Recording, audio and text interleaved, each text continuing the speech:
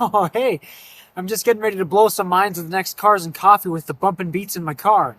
But actually, it's kind of hard to hear my diss track against all the Subaru enthusiasts because, well, I don't actually have a functioning stereo installed in my CRZ right now. So in this video, let's take a look in depth at the process of putting a new stereo in your Honda CRZ.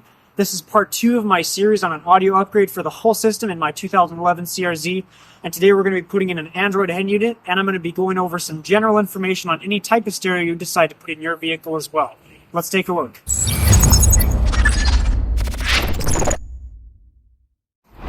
Now, compared to some other vehicles I've owned, removing the radio in the CRZ is almost trivially easy. Before we start, we're going to make sure we have our 5-digit security code here for the radio. This is an anti-theft feature from the olden days, and you're going to want to make sure you have that code somewhere. Mine's taped on the inside of my glove box. You may find it in your owner's manual or something. And this is something that if you disconnect your battery or unplug the radio in any way, this code is required to be put in before it'll operate correctly again. So make sure you have that. Now, if you're not able to find the radio code, Honda's official website, in fact, does offer a service where you can punch in the serial number of the radio and it'll generate the code for you. So if you're able to find your serial number, this could be a great backup. With that said, we can loosen and disconnect our positive battery terminal. And now we can start removing the stereo. We're going to start by removing a couple pieces down here of the center console to access one bolt underneath. First up is this plastic under tray here. You can see mine's a bit loose, so I can simply pull it down with my finger to pop it out. If yours is tight and up there, you may need to use a thin, like a plastic pry tool to get up there and release these clips in the front, and then it will pivot down. You can push down the tab in the center to remove the plug backward, or just twist the light out from the plastic component entirely. After that, this will just slide out of the way off of these little mounting tabs. We can also pop off this chrome trim here in the center. It's not strictly necessary, but I'm going to just to make sure we have plenty of space and don't scuff anything up. This just pulls straight away from the dashboard. It's held in with a few of these plastic pressure clips, so I'll go ahead and just pull that out or use a pry tool along the bottom edge. Now, if you're removing a factory radio unit, down here underneath where we pulled that black plastic out, you're going to see a screw up here that you can remove with a Phillips head or a small socket. If you have an aftermarket stereo installed or none like I do, there will probably not be a bolt here at all and you can skip removing this panel. But if you're taking out a factory unit of any type, double check that that screw is there, and if it is, go ahead and pull it out. With that screw removed on the bottom, the only thing left holding in the radio and fascia is plastic clips along the outer edge that are just pulled out by force. I can just pull mine out by hand since I have nothing here in the middle. You may need to use a plastic trim tool and start along one of the edges here. Possibly under this corner would be a good place to start so you don't scuff anything visible. And pop that out bit by bit all around the edge. With your factory radio and or empty bezel pulled out, you will see a few plugs on the back. We've got one for our hazard switch, one for our passenger airbag indicator light. To unplug those, we'll just depress the tab in the center and pull backward. Same here. You're also going to have several plugs on the back of your factory radio as well, more if you have an OEM navigation system. Most of these can be undone simply by locating and depressing the locking tab on the back, then pulling straight outward. For example, on this one, it's right here behind this little protective arm. We push the tab down and then pull this out. Same with our radio antenna connector, just pressing down right here to remove. However, on your main connector for the radio harness, this here would be what's in your factory stereo. To unplug this main connector with all your speaker wires and everything, we're first going to push down this small tab in center of the locking arm. It's right inside here. Press that down. With that tab pressed down, we can actually begin to rotate this entire white plastic arm. And in doing so, we can separate the two connectors, and with that arm all the way rotated back, the connector will be free from the plug. And whether you have just a faceless bezel or a complete factory unit, that should be all you need to actually get it out and unplugged from your vehicle. So next up, let's talk about installing a new stereo, starting with how to handle the wiring. Now, back in the day when I was first getting into cars, it was kind of simple, as in you'd chop off your factory plug, look up a wiring diagram, and just splice every wire from your aftermarket stereo to your stock harness. Done. But that was kind of messy, and the aftermarket has come a long way in providing plug-and-play adapters for basically any stereo combination you want to put in your vehicle. And that's one of the reasons I really love websites like Crutchfield. They're not a sponsor, but I just love talking about them because they make it super easy to get a custom audio setup in your vehicle, and they provide all the information you need, plug-and-play harnesses, extra hardware you may need for installation, and they also email you step-by-step guides for your vehicle on how to install everything you buy. But the trick is, some CRZs come with a factory amplifier, and that messes up things a lot. You may wonder, how do I know if I have a factory amplifier? And there's a simple way to check. A simple way to check if you have a factory amplifier in your audio system is to simulate the experience of seeing an NSX pass you on the European side of the road. While checking to see if your neck actually did snap, closely inspect the inside rear corner of your trunk. If in the corner you see this factory subwoofer assembly, you definitely have a separate stereo amplifier from your head unit. If you don't see a subwoofer there, that means you have no factory amplifier, and you can go ahead and run away with the plug-and-play adapters that come with stereo kits such as these, and let's say you got a second-hand stereo from a friend or something like that and just need the wiring, those can also be bought separately on places like Amazon for quite cheap. So, no factory amp, no problem. And by factory amp, this whole time I've meant a factory separate amplifier. Most aftermarket head units have an amplifier built in. That means the sound signals they send out through your wire harness go directly to the speakers and they reproduce the signal they get with nothing in between. So if that's your setup, you can just buy a head unit, the appropriate front fascia for single or double DIN, a wiring harness, and put it all together. You're good to go. Follow the instructions that came included with whatever you bought to get everything hooked up correctly. But if you have a factory separate amplifier, what this means is that your Honda CRZ head unit is sending preamplified signals to the factory amp that's a separate box. That is what then pumps up the power and sends those signals to the speakers. The trouble is, if you go to put an aftermarket head unit in with a factory amplifier, you're basically going to get a double amplification effect, where the stereo amplifies the audio once, sends it out through the speaker wires, that hits your factory amp and boosts it again. And now if you've got your media off, you're hearing a constant hiss or buzz in your speakers, and with your volume turned up to 1 or 2, it sounds like it's on full blast. And that can be a big problem. So let me give you an idea of how to set up your wiring if you want to use an aftermarket stereo and you have an exterior factory amplifier in your vehicle. Now here's the Android stereo that I picked up from my vehicle. It's a full touchscreen interface. I'm not really interested in getting into a debate about physical buttons and controls. I prefer the all-screen look, so here's what we've got. It came with this wiring harness, which at first glance seemed like it'd be just fine. We've got a plug here for our radio antenna, great, and this plug-and-play harness for the stock system with our speaker wires. However, there's a couple problems with the included wiring. This aftermarket head unit, like many others, does the amplification in-house before it sends the audio down the wires, so this is full volume ready to go. But I have a factory amplifier that's in the way, and I want to keep it. If you are a big car audio aficionado and you want to bypass the factory one and set up your own aftermarket amp, run new wiring to all the speakers, etc., that's on you. It's a bit out of the scope of this video. But I want to reuse my factory amp after I just patched up all the wiring in the last video and keep everything plug and play. So I cannot be sending full blast audio signals down these wires. I need something that is pre-amplified. Thankfully, my stereo did come with this extra harness, and it's got, of course, plugs for a reverse camera, for a subwoofer, but it also has these line-out wires, and these are preamp wires. If you're buying some other brand of aftermarket stereo, maybe a double DIN or something, look for line-out or preamp outputs.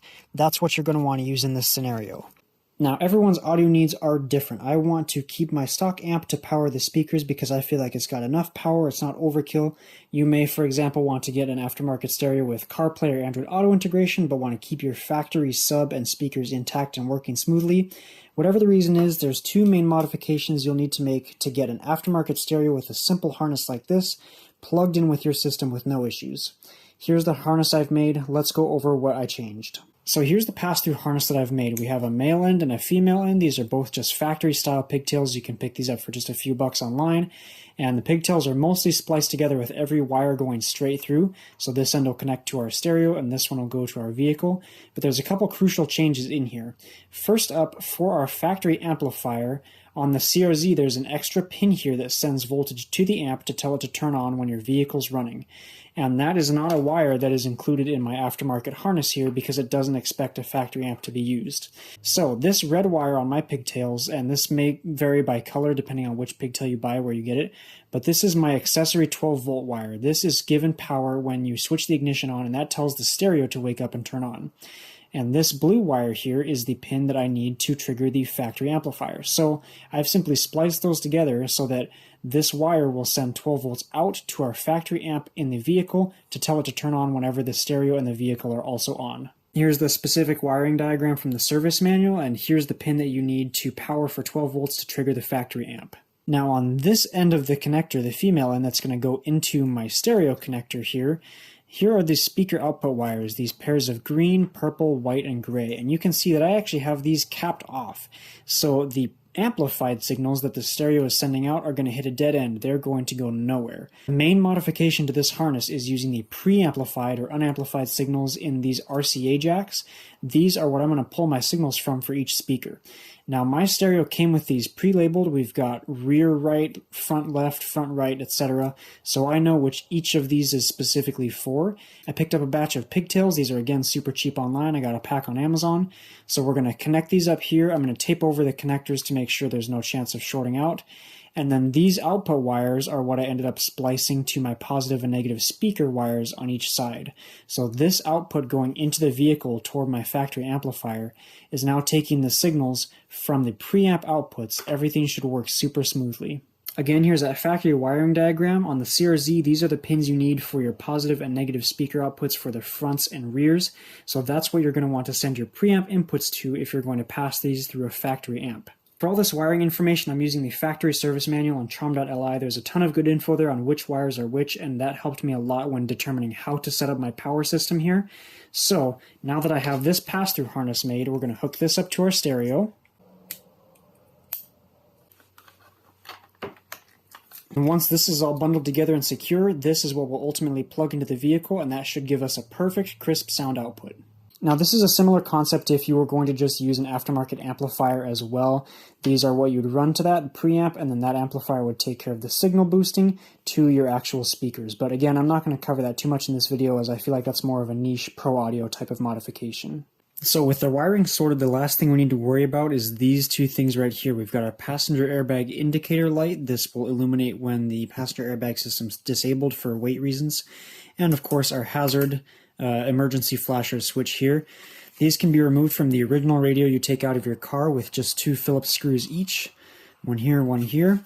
If you're using an aftermarket kind of typical double DIN setup and something like the Metra fascia, which is actually what I have here from my previous owner, the USDM buttons should fit just fine. These screw right in. No problems with fitment there. However, on my Android unit that we have, and perhaps some other radio you may come across, these are actually set up for a little bit different of buttons.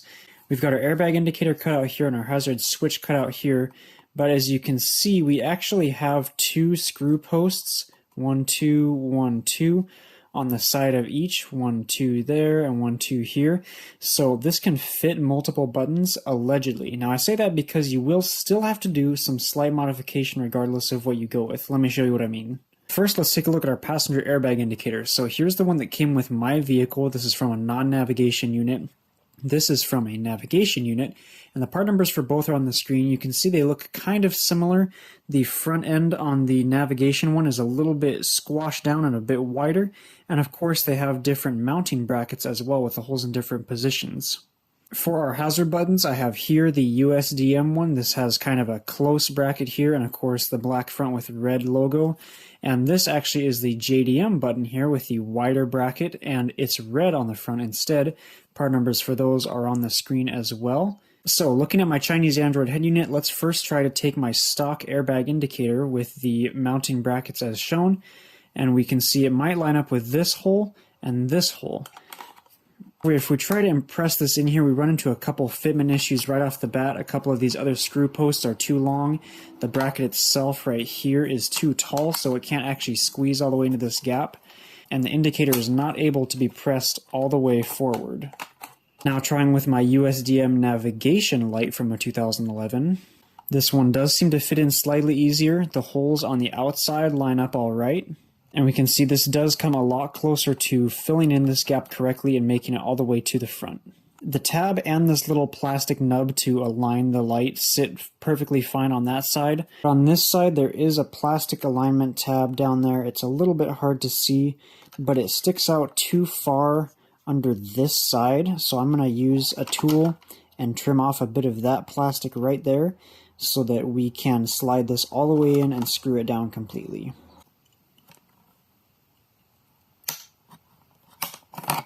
With that little modification made, we can now get this side to sit all the way flush with that screw post.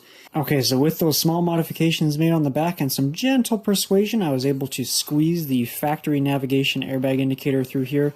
It fills in the gap quite nicely. It's mounted securely with those 2 screws using the original bracket, so no cuts made to the indicator itself.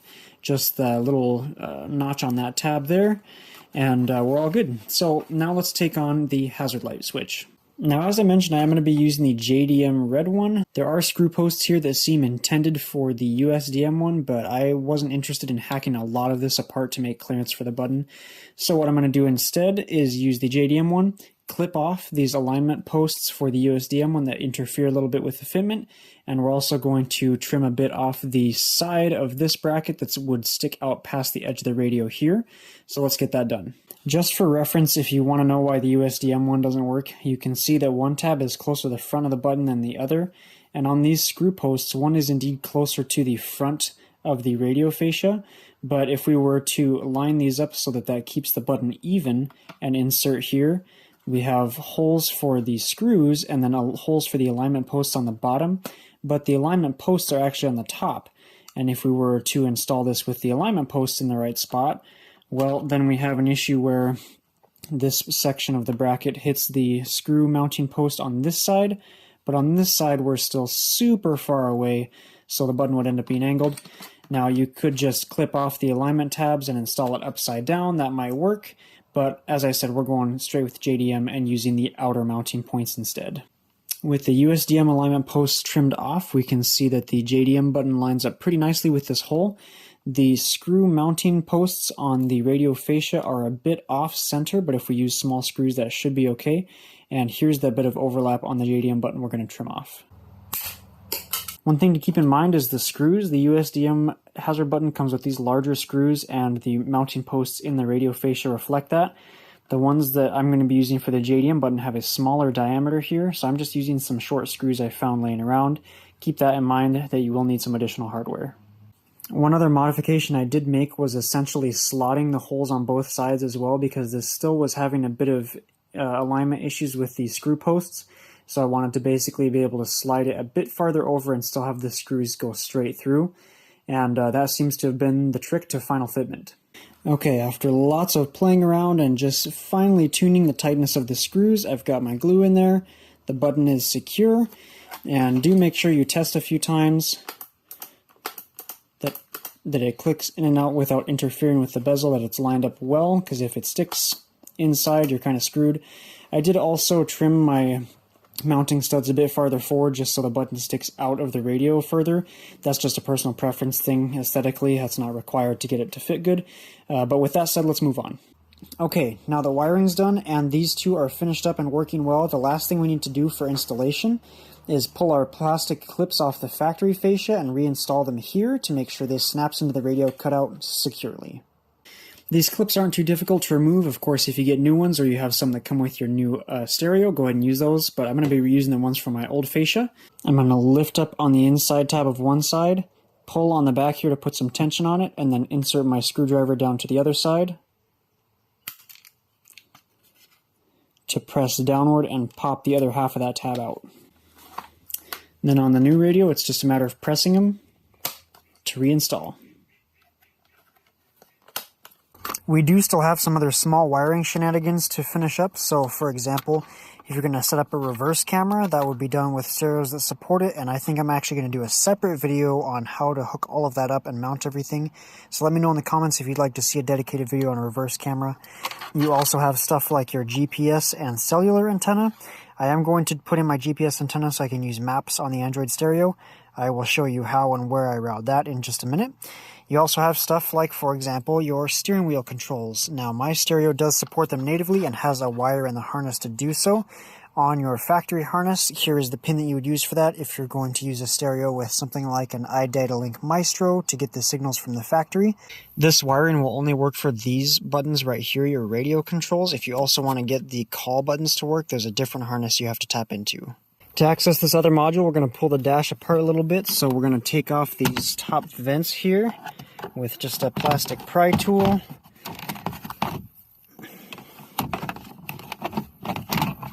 Just a it's held in with some of these plastic clips.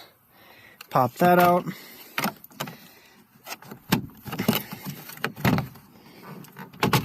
Pop this top piece off next, same thing, plastic clips. Then we're going to remove our glove box here. We have 4 8mm bolts to do so, 2 right here on this metal bracket, and 2 right in here. I've already got those off. With those bolts removed, you can pull the top of the glove box to disconnect some more of these plastic clips. And we do have a light right here. Let's twist that out. Okay, so looking into the spot where the glove box was, near the passenger door, we have this module right here. This is what handles the hands-free link, the Bluetooth and calling system on your factory stereo. And this is the connector that you're going to need to tap a wire into if you also want to pull those call buttons to your stereo. With the glove box still here, you may be able to see and access that wiring harness from underneath with just that floor panel removed, but having the glove box out of the way gives you way more space to work with this, actually access the wiring. Okay, looking at the back of this connector here with it unplugged, on the top right we have that thin pink wire. That's going to be pin number 1, going all the way across to pin 14 on the top row and then 15 and on the bottom row. This thin green wire in pin 13, that's the button that comes from the call controls on the steering wheel. So if you want to add that to your radio, you're going to want to tap into that wire or add a pass-through harness here with these connectors and then have a little tee off that harness with this wire. Now, my radio harness already has a wire in it for the main radio steering wheel controls, but I do have this extra wire here, this orange one, that's labeled key 1.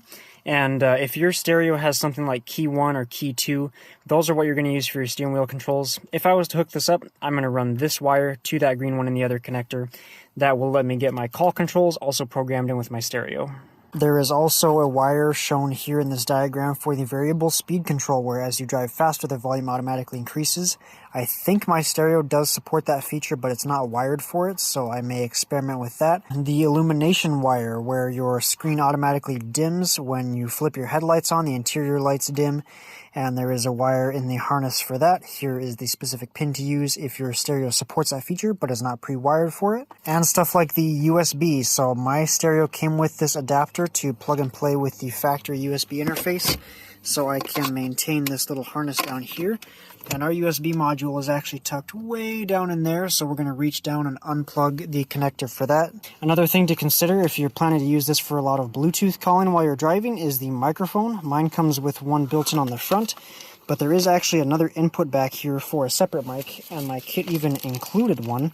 And so if you want to, you can run this behind your dash and mount the microphone somewhere like the ceiling right above where you're going to sit, or maybe on the dashboard closer to where your head would be, something like that.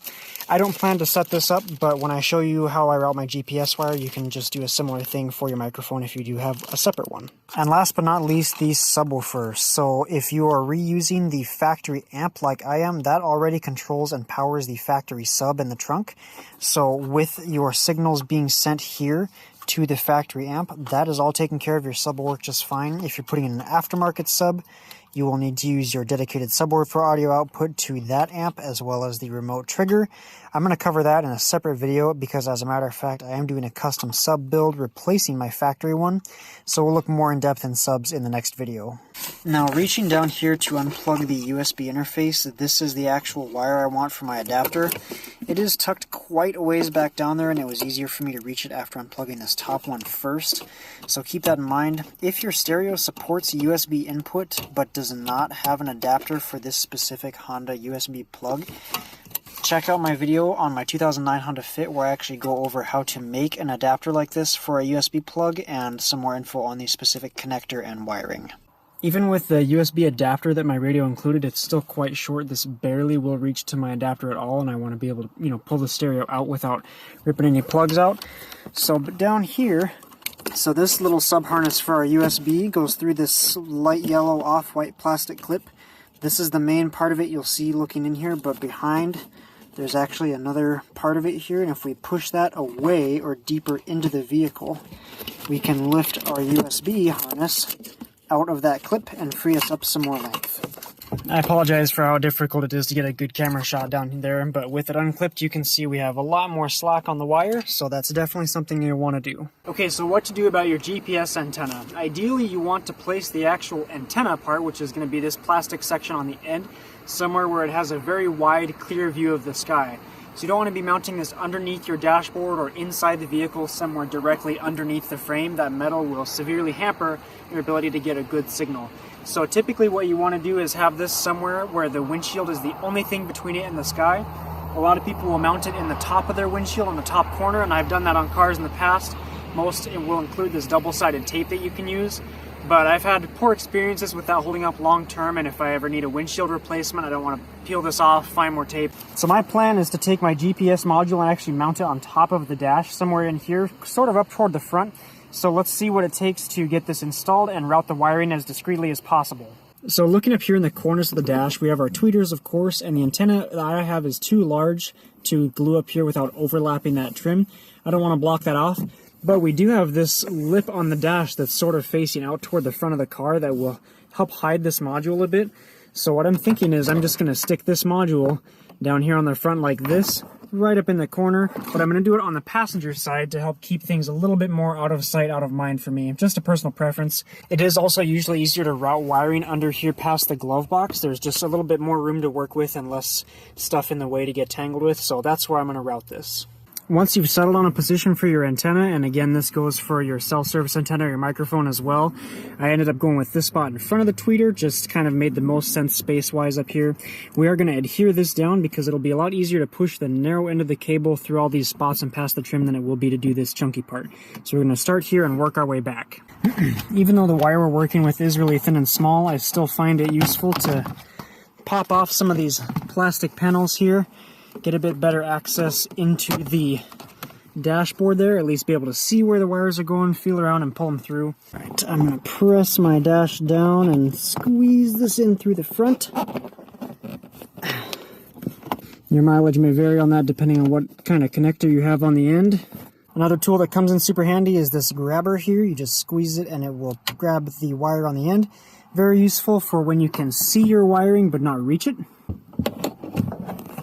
Okay, coming straight down, we can see it right there. Perfect space to grab it with my claw tool. Now, if you did decide to mount your antenna up on the corner of the windshield somewhere like this, what I typically do is take the wire and just tuck it in right along the top of this trim here.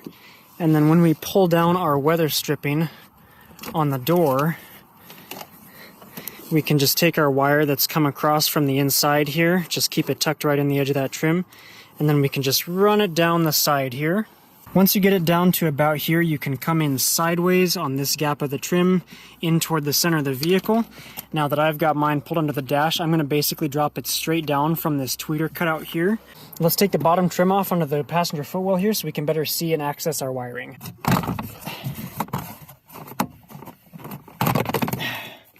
Using our hands, we can pull down to release these metal clips here. We're also going to want to disconnect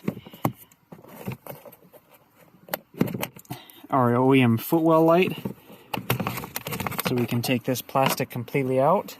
Okay, with that trim out of the way, we can look under. There is our blower motor here, and to the side toward the door, we've got a nice big cavity here going up.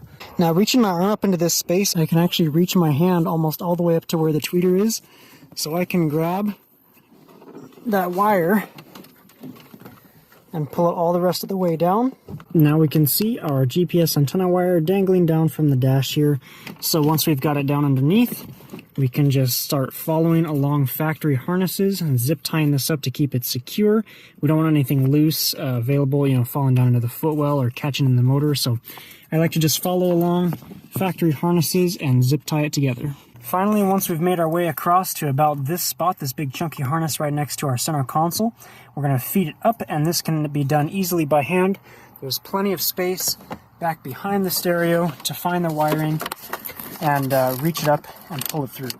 Once you've got it tied along the harness, pull it all the way through so any extra can be bundled up here behind the stereo with enough slack to pull the stereo out and have access to this connector, so leave yourself a good foot extra of untied harness. Here's our sub wiring as well. You can just pull that up through the exact same way, and our remote wiring, again, sub content will be in the next part of this series. And here is how that wiring ended up. Just routing it along factory harnesses and some brackets here.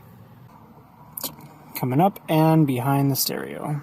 But now with all our aftermarket wiring finally pulled up through here and our adapters and other stuff ready according to whatever stereo you're putting in, it's time to reinstall it in our dash. As you're going back to connect everything up, double or triple check your wiring, make sure everything's getting connected to what it should be plugged into. If you made any part of your wiring harnesses yourself, definitely make sure everything is done correctly, polarity-wise and all that. It's just so much better to have it done correctly the first time rather than have some electrical issue you have to hunt down later, not to mention the damage that can cause if it's done incorrectly. One common issue I know people can have is that the stereo seems to work normally, but whenever you turn it off and back on, none of your settings seem to get saved. Everything kind of factory resets each time. And that's a problem when your hot wires and your accessory wires are swapped. So one is only on with the ignition, one's only on with the battery. And if those are switched around, that'll cause your stereo to work like that. Simple fix, and I don't think it's really much of a problem anymore with pre-built harnesses, but if you're doing your own wiring, definitely make sure you get that right. And of course, if you have other troubleshooting needs or setup questions, check the documentation that came with your specific hardware. Pretty much any aftermarket stereo going into a factory spot, you're definitely going to have some extra plugs for stuff like the security system, CAN bus, and everything that won't be used. Don't worry about those, just tuck them back out of the way. With all the wiring connected and you're putting your stereo back in, make sure to give your wiring enough clearance. Don't have anything get pinched as this is getting mounted back in place. And finally, just snap it into place.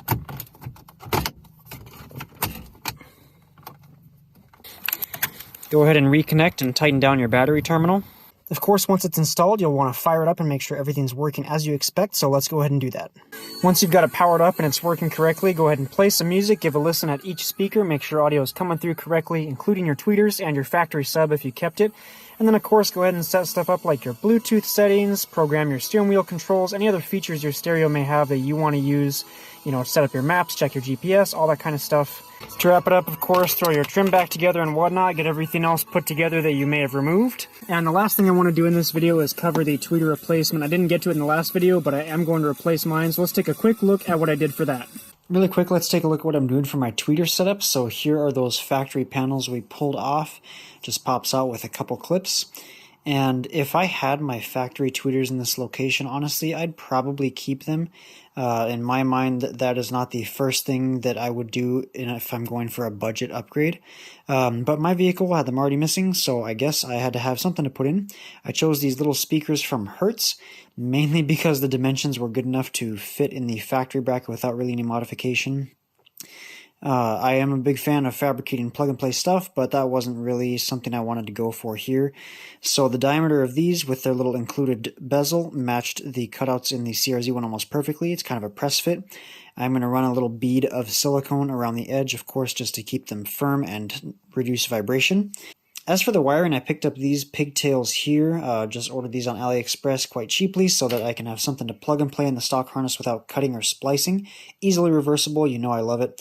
And for the wiring colors, on the driver's side, we have a light blue wire that is our positive tweeter, and the gray wire is the negative. And these will actually match the wire colors in the door harness, at least they should for the main speakers. Passenger side then will have the red wire actually being the ground and the regular blue wire being the positive. So I'm going to go ahead and add these pigtails to these speakers. I also have crossovers here.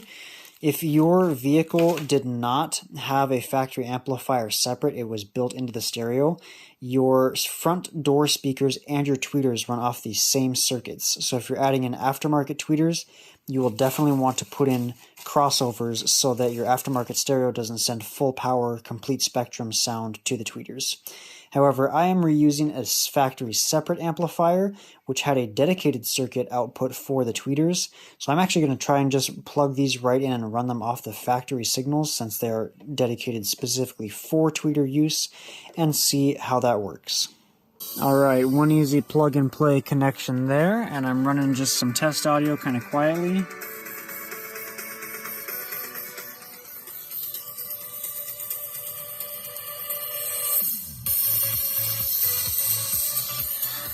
Not sure how easy it is to hear the difference there, but we definitely are just getting highs out of the tweeter audio here, so I'm going to go ahead and get those permanently fixed in. Okay, finally that about wraps it up for this video. We've got the stereo in, the tweeters are done. So the last thing is going to be setting up our subwoofer, and in the next video I'm going to go into depth on that, not only my own personal subsystem that I'm building, but some general advice on how to set up a subsystem for any type that you may be putting into your CRZ. I know this video was a long one. Thank you for watching as much as you did. I hope the information that I presented here was helpful for you in whatever stereo you're getting set up in your vehicle. And until next time, thank you for watching.